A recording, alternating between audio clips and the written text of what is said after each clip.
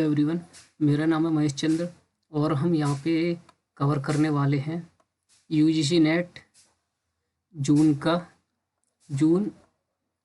2019 में जो पेपर आया था यूजीसी नेट का पेपर 1। उसका हमने फर्स्ट पार्ट जो डिस्कस किया, हमने पार्ट 1 जिसमें हमने 25 क्वेश्चन को डिस्कस किया। उसमें से कुछ पोर्शन रह जाता जैसे कि आरसी वगैरह का, तो वो हम डिस्कस करेंगे नेक्स्ट क्लास में। उसके बाद मैथमेटिकल के रह जाते हैं और उनको भी हम नेक्स्ट क्लास में डिस्कस करेंगे। मैथमेटिकल के साथ हम डीआई को डिस्कस करेंगे और ये हमारा जो है वो सेकंड पार्ट है। इसमें हम 25 क्वेश्चन को डिस्कस करने वाले हैं। रिमेनिंग क्वेश्चन जो होंगे ना, जैसे लाइक मैथमेटिकल का है या डीआई का पोर्शन है, उनको मैं इस पीडीएफ में दे दूंगा। आप खुद से सॉल्व करने की कोशिश कीजिए, देन नेक्स्ट क्लास में हम उसको डिस्कस कर ही लेंगे। ठीक है, तो क्वेश्चन नंबर 26 पे आते हैं। क्वेश्चन नंबर 26 क्या बोलता है, which of the following principle है गुड कम्युनिकेटर। जो गुड कम्युनिकेटर होता है उसका कौन कौन से प्रिंसिपल होने चाहिए उसके, ठीक है ना। तो ही शुड स्टे ऑर्गेनाइज रहना चाहिए वो। He should avoid the use of visuals, क्या जो एक तरीके से जो विजुअल पिक्चर होती हैं उनको अवॉइड करना चाहिए। ही शुड भी अथॉरिटेटिव होना चाहिए। He must adjust to the medium को यूज करने की बात हो रही है। He should prefer the method of story telling, क्या स्टोरी टेलिंग के अकॉर्डिंग हमें जो है वो टीच करना चाहिए। तो इसका जो है वो राइट आंसर क्या होना चाहिए, हमें इसमें से फाइंड आउट करना है। तो जैसे कि हमें ऑर्गेनाइज भी रहना चाहिए, स्टे ऑर्गेनाइज भी रहना चाहिए हमको, और उसके साथ साथ ऑर्गेनाइज रहने के साथ साथ क्या है कि ए कहाँ पे आ रहा है। ऑर्गेनाइज की बात है तो देखो यहाँ पे ए नहीं आ रहा है, ये भी कट जाएगा, ये भी कट जाएगा। जहाँ पे ए नहीं आ रहा उसको काट दो। बचे कितने हमारे पास, दो ऑप्शन में। इसमें क्या, जैसे कि ए इन दोनों में आ रहा है। अब हमें आइडेंटिफाई करना है कि नेक्स्ट जो है वो इसमें से क्या आना चाहिए। देखो, अवॉइड नहीं करेंगे हम विजुअल। कुछ लोग जो है वो गुड कम्युनिकेटर क्या होता है, वो पिक्चर दिखा के भी समझाता है, तो इसको तो एक तरीके से अवॉइड ही करना चाहिए, है ना। मतलब अवॉइड कर रहा है ना यहाँ पे विजुअल्स को, तो ये गुड कम्युनिकेटर कैसे हो गया, ये तो नेगेटिव हो गया, नेगेटिव टर्म होगी, क्योंकि ये अवॉइड कर रहा है। जबकि ये पॉजिटिव वर्ड है एक तरीके से कि हम विजुअल चीज़ को दिखा के ही जो है वो अच्छी तरीके से कम्युनिकेशन कर सकते हैं। ठीक है, उसके बाद बात करें हम, तो ही शुड भी अथॉरिटेटिव एक जो है वो नेगेटिव वर्ड होता है, तो ये भी नहीं आएगा अथॉरिटेटिव, यानी किसी को अथॉरिटी देना कोई काम करने की, तो ये भी नेगेटिव हो गया। तो जहाँ पे बी और सी ना आए, सी आ रहा हो उसको काट दो। ठीक है, तो देखो बी यहाँ पे आ रहा है, ये कट गया, और सी भी आ रहा है यहाँ पे, तो ये कट गया। बचता हमारे पास लास्ट एक ही ऑप्शन है जहाँ पे ए है, ए के साथ डी आना चाहिए। ही मस्ट भी एडजस्ट द मीडियम को एडजस्ट करने की बात हो रही है यहाँ पे। मीडियम को एडजस्ट भी करेंगे और उसके साथ साथ ई प्रेफर करेंगे मेथड ऑफ स्टोरी टेलिंग। हम स्टोरी टेलिंग के अकॉर्डिंग जो है वो स्टूडेंट को टीच करने की कोशिश करेंगे, या फिर हम बात करें कि कम्युनिकेशन करेंगे हम, तो स्टोरी टेलिंग के अकॉर्डिंग ही करेंगे। ये एक पॉजिटिव वर्ड है। ठीक है, तो आई होप को जो है आप इसका आंसर जो है 4th है और आपको क्लियर भी हुआ होगा। नेक्स्ट करते हैं, इसका राइट आंसर क्या है, 4th। नेक्स्ट करते हैं, यहाँ पे देखो क्या बोल रखा है, the price of item A increase by 50 पैसे। 50 पैसे हर साल इंक्रीज होते हैं ए के। तो यहाँ पे लिख लेते हैं जैसे कि ए और कितना इंक्रीज हो जाए, 0.5 इंक्रीज हो रहा है ए का, और ऐसे ही दे रखा है बी का इंक्रीज कितना हो रहा है, 25 पैसे का, तो बी इंक्रीज हो रहा है 0.25 से। ठीक है, प्रत्येक ईयर। और इन 2018, ये 2018 का 2008 का डाटा हमें दे रखा है, ये 2008 का डाटा दे रखा है हमें। नेक्स्ट करना है हमें, the price of A was 3 रुपये 20 पैसे। ए की प्राइस जो है वो करेंटली कितने हैं, 3 रुपये 20 पैसे हैं, और बी का जो प्राइस है वो 5 रुपये 30 पैसा है। बी जो है वो 5 रुपये 30 पैसे है। अब हमसे क्या पूछा क्वेश्चन में कि इन द कौन सी ईयर में जाके ए की कॉस्ट जो है वो 40 पैसे ज़्यादा हो जाएगी बी जो है वो बी के, यानी कि ए की कॉस्ट 40 पैसे ज़्यादा होनी चाहिए बी से, कौन से साल में जाके होगी। ठीक है, तो देखो हमारे पास ऑप्शन कितने 16, 17, 18, 19 दे रखा, हमारे पास 4 ऑप्शन दे रखे हैं। तो हम इस ऐसे क्वेश्चन में क्या करेंगे, ऑप्शन के अकॉर्डिंग चलेंगे। ठीक है, जैसे कि 2016 दे रखा है, 2016 को लेकर चलते हैं पहले। जैसे कि 2016 और यहाँ पे 2008 का डाटा दे रखा है। तो अगर हम 2016 में आने की कोशिश करें 2016 में, तो कितने साल का डिफरेंस है 8 और 16 में, कितने 8 साल का डिफरेंस है। तो 8 का निकाल लो पहले। तो देखो 0.5 से अगर इसको मल्टीप्लाई करेंगे तो 8×5 = 40, यानी कि 4 रुपये तो ए का हो गया ये। और अगर हम बी का डाटा निकालने की कोशिश करें तो 8 साल का बी का डाटा कितना निकलेगा, 0.25 से इसको मल्टीप्लाई कर देंगे तो 25×8 = 200, 2 रुपये तो ये निकल आए बी के। तो इसमें तो 2 रुपये ऐड कर लो, तो ये कितना कितना हो जाएगा 7 रुपये 30 पैसे। और इसमें कितना ऐड करेंगे 4 रुपये, तो ये कितना हो जाएगा 4 और 3 7 रुपये 20 पैसे।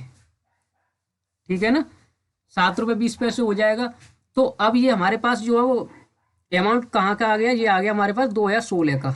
2016 का डाटा आ गया। ए का कितना है 7 रुपये 20 पैसे आ गए, और बी के कितने आ गए हमारे पास 7 रुपये 30 पैसे। और हमसे क्या पूछा था क्वेश्चन में कि कौन सी ईयर में जाके 40 पैसे का डिफरेंस होगा। देखो यहाँ पे हम देखते तो 10 पैसे का डिफरेंस है, और एक कम भी है यहाँ पे। तो 2016 तो आंसर नहीं हो सकता, 2017 के अकॉर्डिंग देख लेते हैं। इसमें अगर हम इन दोनों में अगर एक एक साल को ऐड करें तो 2017 पे पहुंचते हैं हम।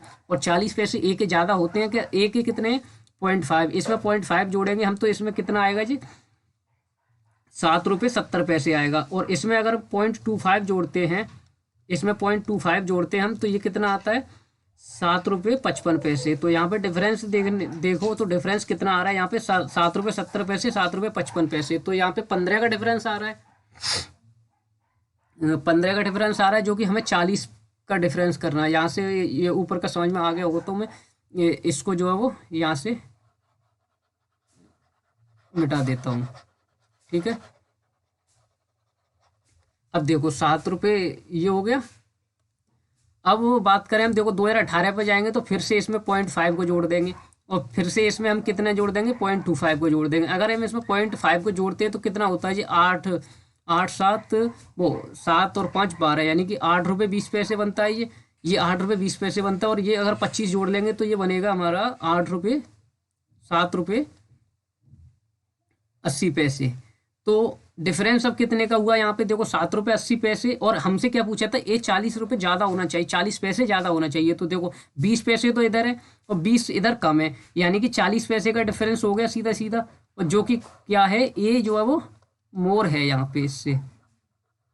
ठीक है, ये ज़्यादा है, तो यही आंसर होगा हमारी। 40 पैसे कहाँ पे आ रहा है 2018 में जाके। अगर हम ये हमने क्या जो किस जगह का जोड़ा था 2018 का। तो आई होप ये क्वेश्चन आपको क्लियर होगा। इसका आंसर जो है वो राइट आंसर क्या होगा, इसका राइट आंसर होगा 2018। ये मैथमेटिकल का क्वेश्चन था, फिर भी हमने इस क्लास में जो है वो कवर कर लिया। तो आई होप आप भी एक बार ट्राई कर सकते हैं। नेक्स्ट हम इसको एक बार फिर से ट्राई करेंगे, जहाँ पे हम मैथमेटिकल के क्वेश्चन को कवर करने की कोशिश करेंगे। ठीक है, तो question is clear, right answer is 2018। Consider the example of provide below the. अब जैसे कि यहाँ पे हमें एग्जाम्पल दे रखी, जैसे कि दिस गुआवा इज लाइक काव। ये जैसे कि जंगल में हमें एक गवाया दिखी, और हमने क्या बोला कि ये गवाया जैसे कि हमारी काव के जैसी है, लाइक माई काव। तो यहाँ पे हम क्या कर रहे हैं, एक तरीके से हम क्या कर रहे हैं यहाँ पे कंपेयर कर रहे हैं, है ना, अपनी गाय से कंपेयर कर रहे हैं। ये जो गवाया दिखी हमको जंगल में, तो कंपेयर मतलब कंपेरिजन, जो कि ऑप्शन में साफ साफ दिख रहा होगा आपको कंपेरिजन। अच्छा जी, और जो टर्म जो होती हैं जो इंडियन लॉजिक की, जैसे कि इम्प्लीकेशन, परसेप्शन, इन्फरेंस, इनको भी जब हम इंडियन लॉजिक की क्लासेस जो स्टार्ट करेंगे वहाँ पे इनको कवर करने की कोशिश करेंगे। ठीक है, तो इसका राइट आंसर क्या होगा कंपेरिजन। हम अपनी गाय से कंपेयर कर रहे हैं इस गवाया को जो हमें एक तरीके से दिखी। तो इसका राइट आंसर कंपेरिजन।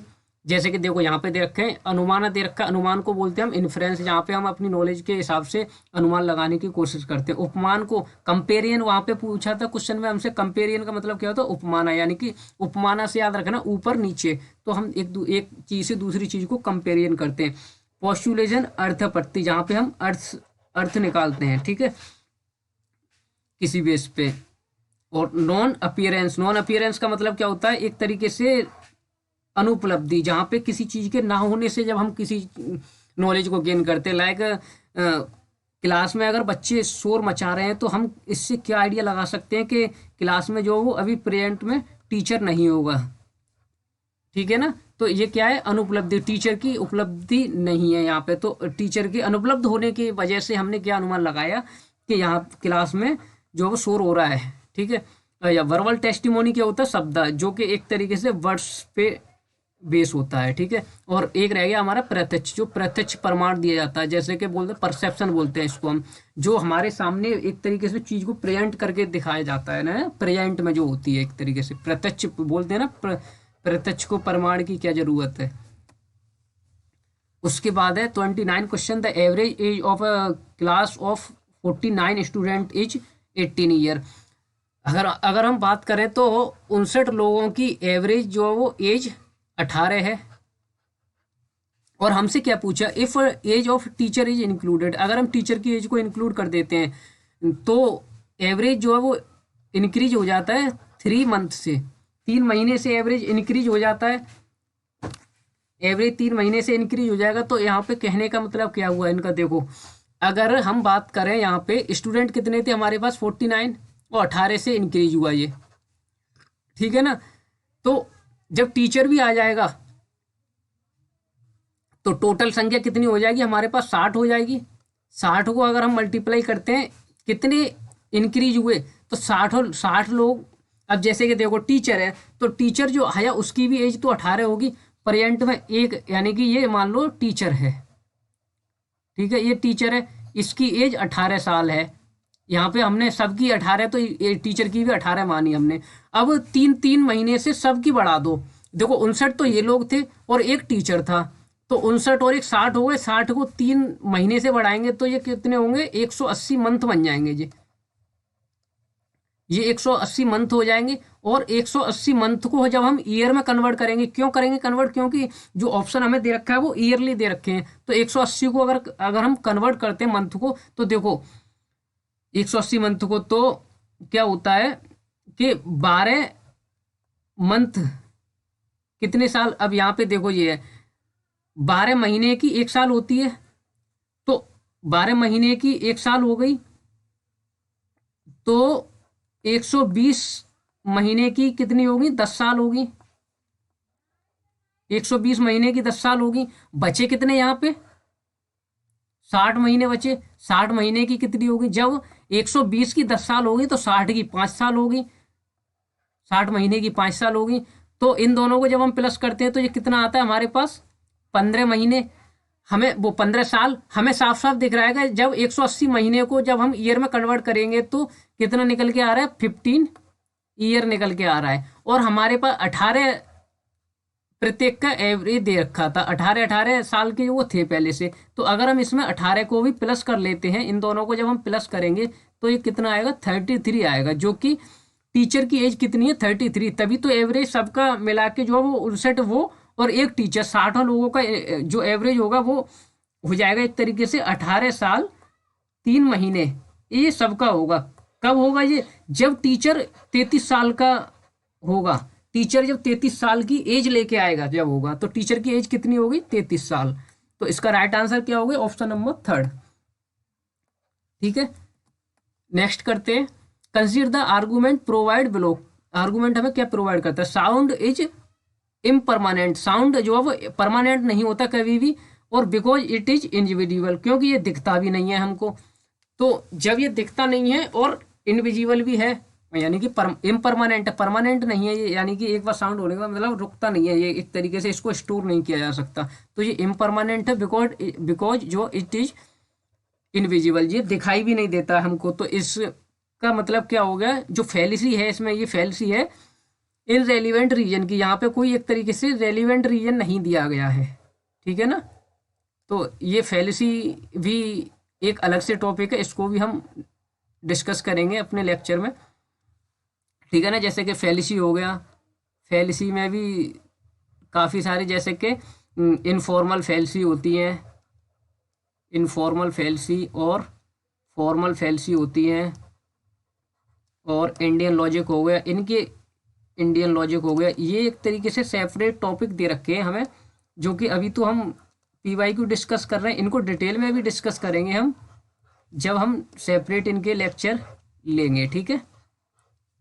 तो यहाँ पे एक तरीके से रेलिवेंट रीजन दिया गया है, ठीक है ना। इसका राइट आंसर क्या हो जाएगा, ऑप्शन नंबर फर्स्ट। जैसे कि देखो यहाँ पे दे रखे हैं ना, ये जैसे कि कॉमन लॉजिकल फैलेसी कौन कौन सी होती हैं, जैसे कि ऑड होमिनम है, स्ट्रोमैन है और स्लिपरी स्लोप है, काफ़ी सारी फैलेसी होती हैं। इनको भी हम आगे जो डिस्कस करेंगे। आप कुछ टर्म को अगर पढ़ना चाहते हो तो आप यहाँ से जो पढ़ सकते हो, ठीक है। फैलेसी का भी एक पूरा टॉपिक लेके आएंगे हम, उसमें सारी फैलेसी को डिस्कस करेंगे। अब देखो यहाँ पे ये DI के क्वेश्चन आ गए, DI के 5 क्वेश्चन हैं, तो इनको भी हम जब सेपरेट जैसे कि पेपर आया उसके हिसाब से ही हम इनको भी डिस्कस करेंगे, ठीक है। इनको जब मैंने यहाँ पे ऑप्शन में जो भी दे रखे हैं, राइट आंसर भी दे रखे हैं, तो आप करना चाहो तो आप खुद से भी एक बार ट्राई कर सकते हो। उसके बाद हम भी इनको जो सेपरेट क्लास में कवर अप करने की कोशिश करते हैं, ठीक है। आप पहले से ट्राई कर सकते हो। 36 नंबर क्वेश्चन क्या बोलता है कि which of the following is the largest sink of CO2। CO2 का लार्जेस्ट सिंक कौन सा होता है, फॉरेस्ट है, ओशियन है, आइस शीट है या ग्लेसलैंड है। तो इसका जो राइट आंसर होगा वो ऑप्शन नंबर ओशियन होगा। ओशियन जो है जहाँ पे क्या CO2 का लार्जेस्ट अमाउंट होता है ना, लार्जेस्ट सिंक जो होती है वो CO2 की कहाँ पे होती है, ओशियन में होती है। तो इसका राइट आंसर क्या हो जाएगा, ऑप्शन नंबर बी, ठीक है। ऑप्शन नंबर 20 का राइट आंसर हो जाएगा। उसके बाद कहते हैं 37 क्वेश्चन, आइडेंटिफाई करना हमें कौन सी स्कीम इसमें से इनकरेज करती है सोशल साइंस रिसर्च को कौन सी स्कीम जो है इसमें से इनकरेज करती है, प्रेफर करती है रेलिवेंट एरिया टू, जैसे कि हमारे जो इंटरेस्ट के अकॉर्डिंग एरिया है जहाँ पर रिसर्च कर सकते हैं, प्रोवाइड करता है वाइटल इनपुट हमें प्रदान करता है ये in policy formulate implement and evaluation. कौन सी इसमें से जो है वो स्कीम है जो कि हमें सोशल साइंस रिसर्च करने के लिए रेलिवेंट एरिया प्रोवाइड करती है और हमें इनपुट भी प्रदान करती है उसके रिसोर्सेस और फॉर्मुलेट करना, इम्प्लीमेंट करना और इवेलुएट करने के लिए, ठीक है। तो इसका राइट आंसर क्या हो जाएगा, ICSSR इम्प्रेस, ठीक है। इंडियन रिसर्च का एक ये वो है टॉपिक, हाँ ये देखो ना, इंडियन ICSSR था इसमें, ठीक है ना। जो टॉपिक था ये Indian council of social science research था।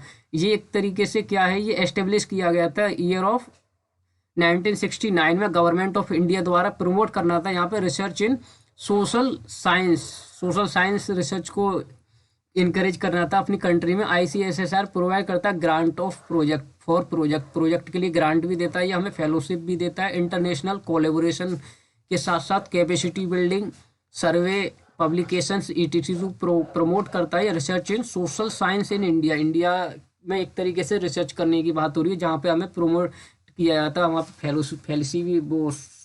फेलोशिप भी दी जाती है हमें। यहाँ पे डॉक्यूमेंट सेंटर ऑफ ICSSR ये आप पढ़ सकते हो, यहाँ पे मैंने सारा डिटेल में लिख रखा है यहाँ पे। उसके बाद अगर हम हाँ ये इसका राइट आंसर ये हो गया। उसके बाद हम देखें तो 38 क्वेश्चन क्या बोलता है, आइडेंटिफाई करना है जहाँ पे हमें encompassing term that involve the use of electronic platform of conduct a company business। यानी कि जब यहाँ पे क्या बात हो रही है, कंपनी बिजनेस की बात हो रही है यहाँ पे। तो अब जैसे कि बिजनेस के लिए होता है, बिजनेस के लिए होता है, कॉमर्स भी होता है, मार्केटिंग, गवर्नेंस जो है वो गवर्नेंस के लिए। अब देखो यहाँ पे जो है जब NTA ने आंसर जब उसने UGC ने जब आंसर दिया था यहाँ पे NTA ने इसका, तो इसके आंसर जो दोनों दिए थे, बिजनेस भी दिया था और बिजनेस कर रहे हैं ना यहाँ पे हम, कंपनी कोई बिजनेस कर रही है तो, और कॉमर्स भी दिया था। इसके जो दोनों आंसर में दिए गए थे तो इसके बोनस मार्क्स मिले थे स्टूडेंट को, ठीक है ना, याद रखना आप। ऐसे क्वेश्चन कभी कभी क्या होता है, ऑप्शन जो है वो क्लोजली दिए रखे होते हैं हमें, तो अक्सर देखने को मिलता है। तो इसका जो राइट आंसर होना चाहिए वैसे कॉमर्स होना चाहिए, ठीक है। उसके बाद नेक्स्ट है which of the following is generally associated with domain name of educational institute. अब देखो ये क्वेश्चन भी सेम जो ये क्वेश्चन था ना, ये सेम उसी टॉपिक से रिलेटेड है एक तरीके से। तो यहाँ पे क्या पूछा हमें, जब एजुकेशन की बात देखो ORG किसके लिए होता है, ऑर्गेनाइजेशन के लिए, ऑर्गेनाइजेशन के लिए होता है, ठीक है। और अगर हम बात करें, ये इंस्टीट्यूशन के लिए हो गया, इंस्टीट्यूशंस, ठीक है ना। अच्छा, बात करें ये एजुकेशन के लिए हो गया, ठीक है। और ये कॉमर्स, ई कॉमर्स के लिए बोल सकते हो आप। तो अब हमसे क्या पूछा कि एजुकेशनल इंस्टीट्यूट के लिए कौन सा डोमेन नेम यूज करेंगे हम यहाँ पे। तो ये EDU, एजुकेशन की बात साफ साफ बोल रखा है ना यहाँ पे, ये एजुकेशन। तो इसमें राइट आंसर क्या हो जाएगा, education. Which of the following devices enable a computer to transmit data over telephone line. Telephone line से जब हम डाटा को एक तरीके से ट्रांसमिट करते हैं, कंप्यूटर को ट्रांसमिट करते हैं कंप्यूटर से डाटा को टेलीफोन लाइन्स के थ्रू, तो उसको क्या बोलते हैं हम। तो उस इसका राइट आंसर क्या होना चाहिए, मॉडम। मॉडम का जब यूज, मॉडम जब हम का इस्तेमाल करते हैं मॉडम का, तो ये डाटा को हम ट्रांसमिट करते हैं तो टेलीफोन लाइन से जो वो डिवाइस होती हैं, डिवाइस से जो वो केबल के थ्रू एक तरीके से किया जाता है, ठीक है ना। इसके बारे में शायद मैंने कुछ, हाँ यहाँ पे देखो पूरा डिटेल में दे रखा है। हब क्या होता है, हब नेटवर्किंग डिवाइस होती है जो अलाउ करती है, कनेक्ट करती है मल्टीपल PC को सिंगल नेटवर्क से कनेक्ट करती है। जब हम बात करें CPU की, तो इसको बोलते हैं कंप्यूटर का सेंटर प्रोसेसिंग यूनिट होता है। ये portion of a computer that retrieve and execute करता है इंस्ट्रक्शन को। उसके बाद हब की बात करें तो simplest those switch router bridge in networking in general. Hub is a central part of wheel, एक तरीके से जहाँ पे बहुत सारी केबलें जो वो लगी होती हैं ना, जैसे लाइक मदरबोर्ड की तरह होता है ये भी, जहाँ पे बहुत सारी केबलें एक ही जगह से जा रही होती हैं, ठीक है। तो इसको बोलेंगे हम एक तरीके से हब।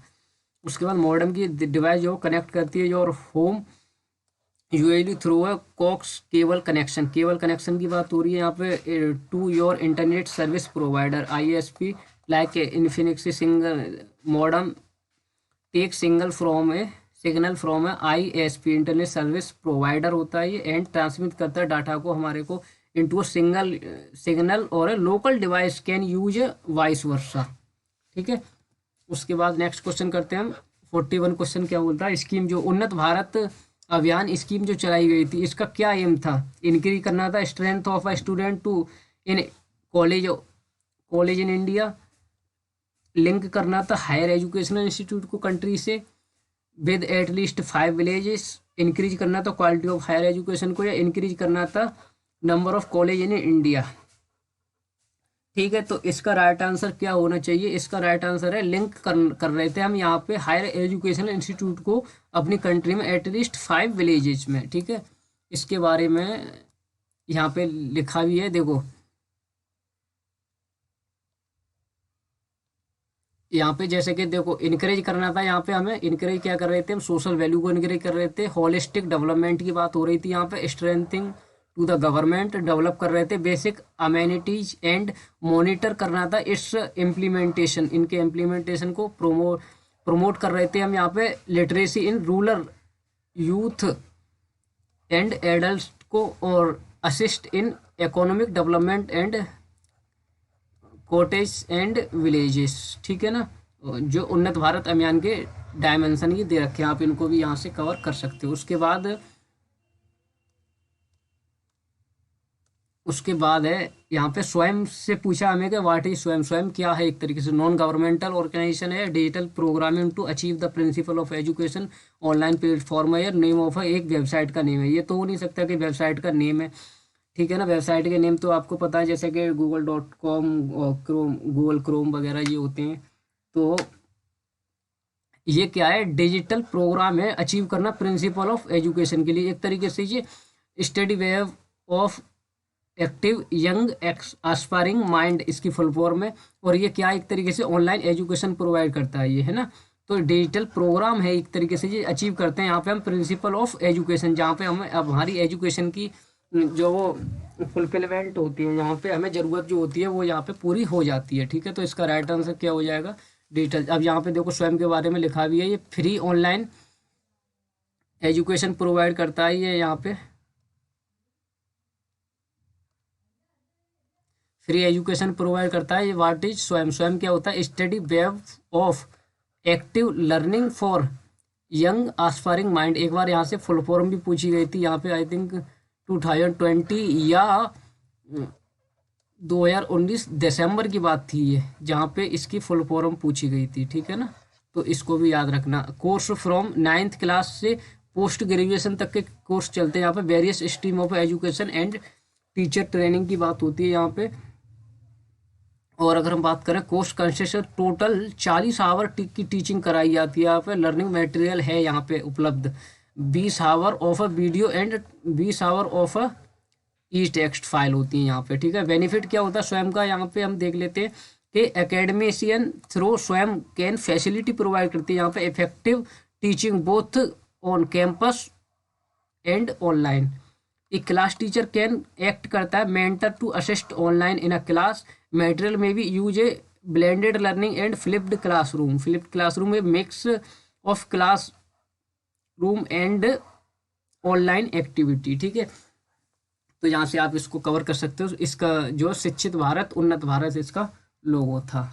उसके बाद 43 क्वेश्चन करते हैं यहाँ पे। विच of the following is not the consider of A from secondary storage. यहाँ पे हमें बतानी है कि इसमें से कौन सी सेकेंडरी स्टोरेज नहीं है। यानी कि या तो आप सेकेंडरी देख लीजिए कि सेकेंडरी कौन कौन सी होती है। दो तरह की स्टोरेज होती है, सेकेंडरी देख लीजिए या फिर आप देख लीजिए कि प्राइमरी कौन सी होती है, ठीक है।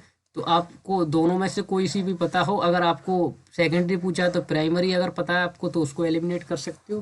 सेकेंडरी पूछा है तो प्राइमरी को एलिमिनेट कर सकते हो आप। तो इसमें से हमें क्या बताना है कि हमें नोट द सेकेंडरी स्टोरेज। तो प्राइमरी कौन सी है इसमें से, हमें ये पूछा है कि प्राइमरी कौन सी है। तो प्राइमरी और सेकेंडरी, प्राइमरी जो होती हैं वो रैम और रोम होती हैं। रैम और रोम जो प्राइमरी होती है, ठीक है। तो याद रखना। तो इसका note the consider of secondary. तो ये प्राइमरी हो गई रैम हमारी, ये सेकेंडरी हो गई एक तरीके से फ्लॉपी डिस्क, ऑप्टिकल डिस्क और फ्लैश ड्राइव, जो कि हम एक अलग से अपने कंप्यूटर में या लैपटॉप में जो वो लगाते हैं, जैसे कि पेन ड्राइव हो गया एक, ये सेकेंडरी होती हैं, ठीक है ना। रैम तो ऑलरेडी इंस्टॉल आती है, इसको तो हम एक तरीके से बार बार निकाला और मतलब नहीं कर सकते, तो इसलिए ये प्राइमरी होती है, ठीक है। तो इसका राइट आंसर क्या हो जाएगा, ऑप्शन नंबर 44 क्वेश्चन। यहाँ पे देखो मेमोरी दे रखा है, मेमोरी प्राइमरी होती है और सेकेंडरी होती है। प्राइमरी कौन सी होती है, रैम और रोम। इसकी फुल फॉर्म क्या है, रैम की रीड ओनली मेमोरी। इसकी फुल फॉर्म भी कभी कभी पूछ ली जाती है। और हम बात करें रैम की तो ये होती है रैंडम, सॉरी ये रीड ओनली मेमोरी नहीं, ये रैंडम एक्सेस मेमोरी होती है। ये रीड ओनली मेमोरी ये इसकी हो गई, ठीक है। ये इसकी हो गई और ये हो जाएगी, ठीक है, रैंडम एक्सेस मेमोरी,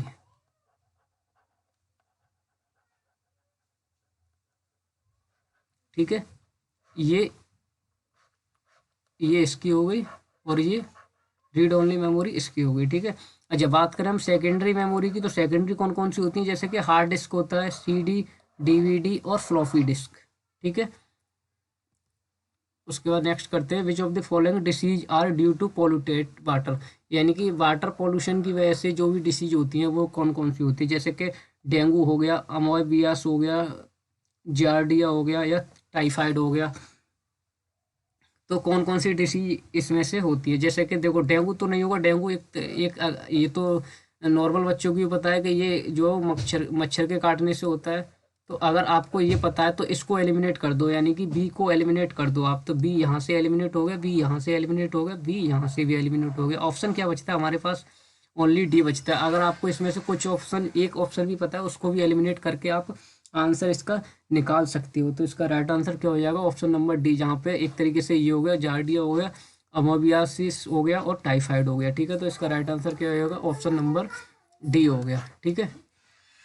जैसे कि देखो disease cause by drinking polluted water, ठीक है। तो जैसे कि कोलेरा हो गया, टाइफाइड हो गया, जा डायरिया हो गया और हेपेटाइटिस हो गया, जार्डिया हो गया ये और डायरिया ये हो गया, ठीक है ना। कुछ जो होती है ड्रिंकिंग पोल्यूटेड वाटर से, जब हम वाटर जो है वो पोल्यूटेड होता है उसको हम जब ड्रिंक कर लेते हैं, ठीक है।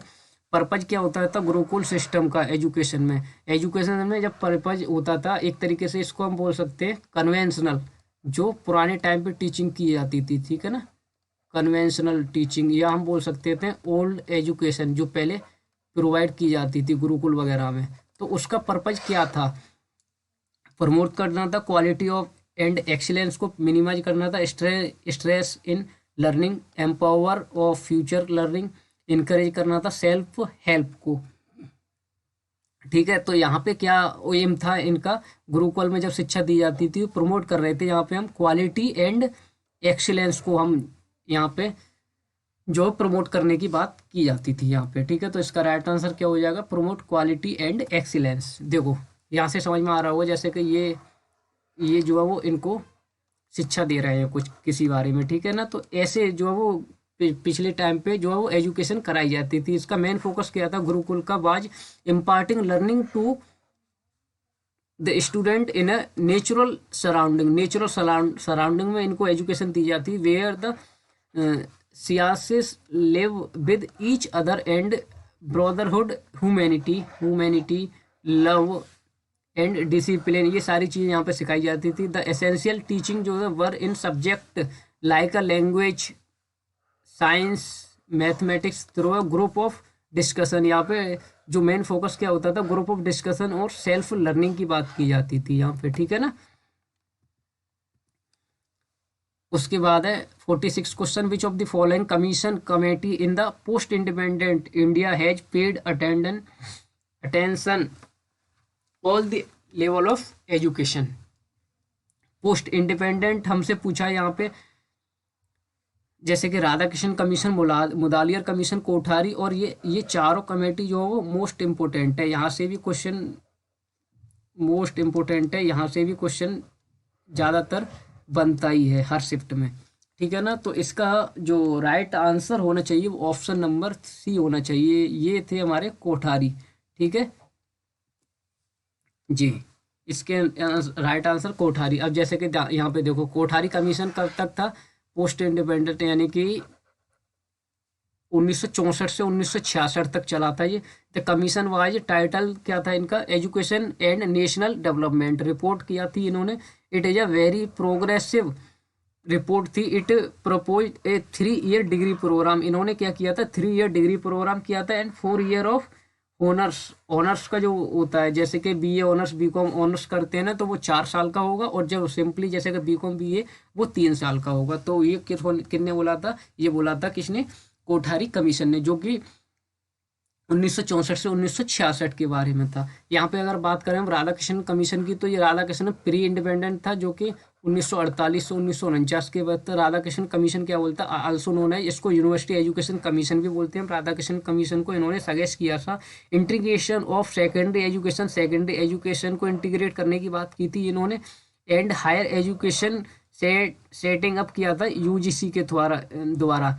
इट आल्सो रिकमेंड, इन्होंने रिकमेंड किया था सेटिंग अप रूरल यूनिवर्सिटी, यानी कि इन्होंने क्या किया था, रूरल यूनिवर्सिटीज को रिकमेंड किया था, यानी एक तरीके से ओपन करने की बात थी। यहाँ पे अगर हम बात करें प्री इंडिपेंडेंट में ही, तो मुदालियर कमीशन आता है जो कि 1952 से 1953 तक चला था, ठीक है। It is also popular the secondary education of commission, ये सेकेंडरी एजुकेशन कमीशन के नाम से भी पॉपुलर है। अगर आपसे पूछा जाए कि सेकेंडरी एजुकेशन कमीशन क्या है, तो आप सीधे से जवाब दे सकते हो कि मुदालियर कमीशन।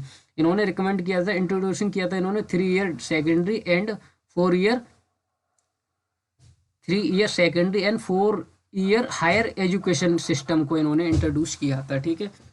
आप यहाँ से कवर कर सकते हो। देखो 47 क्वेश्चन अगर हम बात करें, NME ICT is an acronyms for, यहाँ से हमसे पूछा गया है कि NME ICT की फुल फॉर्म क्या होती है। तो ये देखो, national massive education through information, massive तो नहीं होगा, ये यहाँ से कट गया। National mission on education through information and communication technology. National multipurpose, देखो मल्टीपर्पज नहीं होगा।